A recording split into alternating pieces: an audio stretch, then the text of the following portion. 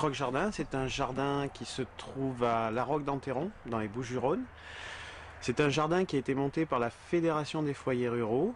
Voilà 10 ans, on va bientôt fêter nos 10 ans. Ce jardin, il a été conçu au départ autour de jardins familiaux. On s'était dit, ça serait intéressant, on est en milieu rural ici, et ça serait intéressant d'associer un petit peu la population et de jardiner ensemble. C'était le projet initial.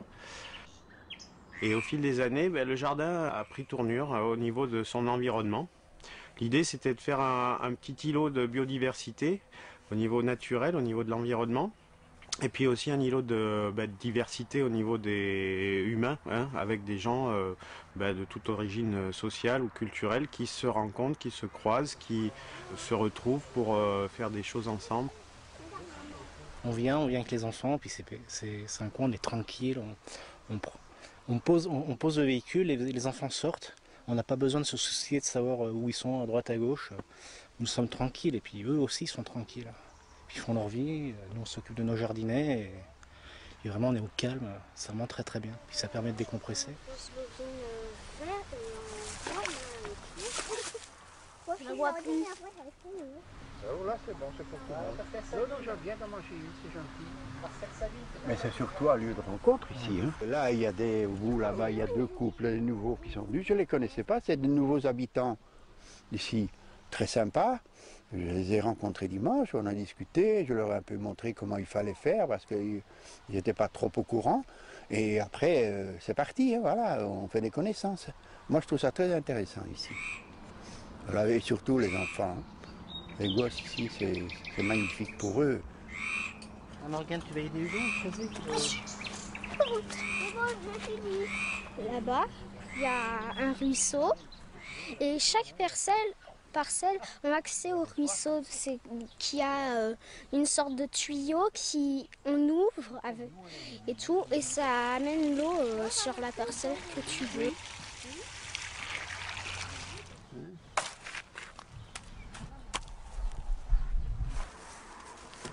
Depuis 3 ans, on a aménagé une partie jardin pédagogique où on reçoit bon nombre de classes, de scolaires, mais aussi des individuels, des personnes adultes aussi. Donc on propose tout un échantillon d'animation, de formation sur le thème jardinage biologique, le compostage, les plantes médicinales, leurs usages. C'est pas là tout ça. On va chercher dans le jardin plein d'éléments, de choses qui poussent dans la nature, qui pourraient nous servir pour faire de la couleur. C'est-à-dire qu'on va imaginer qu'il n'y a plus de feutre, il n'y a plus de crayon, il n'y a plus de peinture en tube, en petits ronds. On veut quand même faire de la peinture, on veut faire un dessin, quelque chose. Mais comment on peut faire à ce moment-là quand il n'y a plus du tout les peintures qu'on trouve dans les magasins, qu'on va acheter? Quand on doit les fabriquer soi-même, qu'est-ce qu'on peut aller chercher? Des plantes? Des plantes. Alors qu'est-ce qu'on peut prendre? Est-ce qu'on peut prendre à votre avis des racines? Oui. Les racines qui sont sous la terre pour fabriquer une peinture. Oui, mais on a gaspillé une plante à planter. J'assiste les enseignants, on les aide à monter les projets pédagogiques sur l'année. Donc on travaille à partir des objectifs qui se sont posés, les objectifs qu'on a mis au point aussi avec les élèves. Et on développe comme ça tout un tas d'activités sur 5, 6 séances selon les classes. Et pendant l'hiver, on va se déplacer dans les écoles. Donc on travaille sur plusieurs communes et le reste du temps, à la belle saison, on reçoit le plus possible au jardin puisque le jardin est un magnifique support pour faire de l'éducation environnement. Donc on va faire des ateliers de jardinage. Nous, on utilise le plus souvent la pédagogie active. Donc on va permettre aux enfants d'acquérir des savoir-faire, des savoir-être et des savoirs tout court. Donc on fait beaucoup de choses grâce à la nature et aux plantes, donc des ateliers de cuisine et des ateliers de fabrication de peinture naturelle, donc avec les plantes tinctoriales, et puis tout un tas d'activités sur l'observation des insectes, du milieu. Alors là, la fleur est jaune, elle nous fait du jaune. On dirait... À votre avis, c'est toujours comme ça?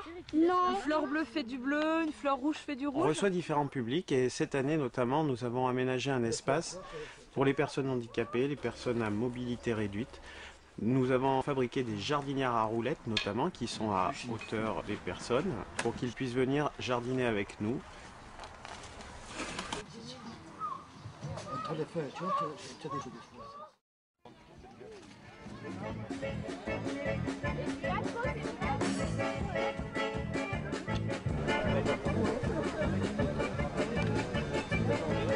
Et là, ils sont déjà en mutualisme ou pas?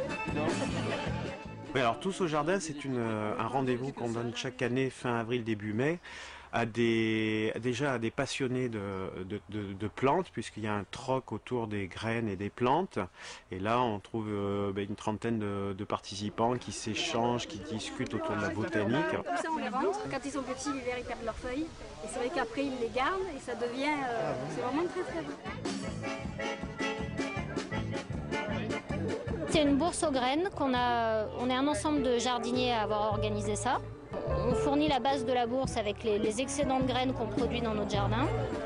On essaye d'être toujours au même endroit chaque année, aux mêmes manifestations. Et donc les gens prennent des graines une année et nous en ramènent ce qu'ils peuvent, ce qu'ils veulent l'année suivante.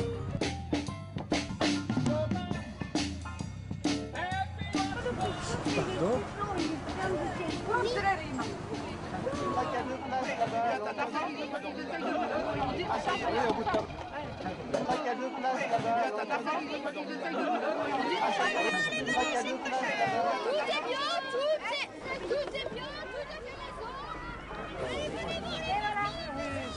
C'est un peu comme une grande porte ouverte où on a des animations dans le jardin et ça permet de nous faire connaître et aussi de créer des liens. C'est une journée où on a beaucoup de contacts avec des instituteurs, avec des collectivités locales qui viennent voir comment ça fonctionne un jardin. Vous en avez une, vous pouvez le manger. Par contre, goûter une feuille, c'est quand même très aromatique, donc on ne va pas en mettre en grosse quantité dans la salade.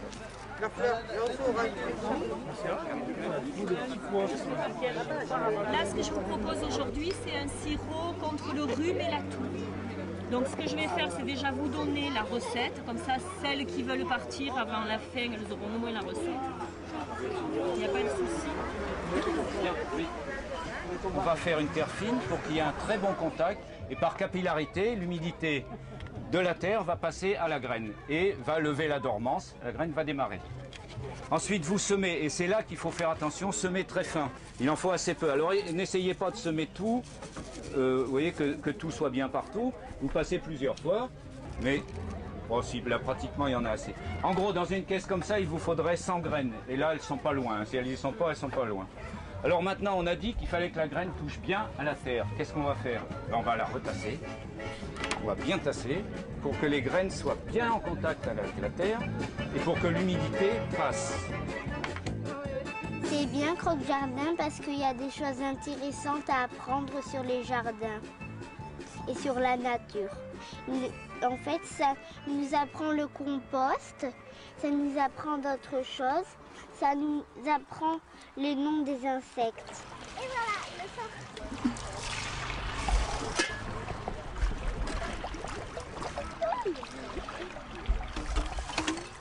Allez, ça nous gicle.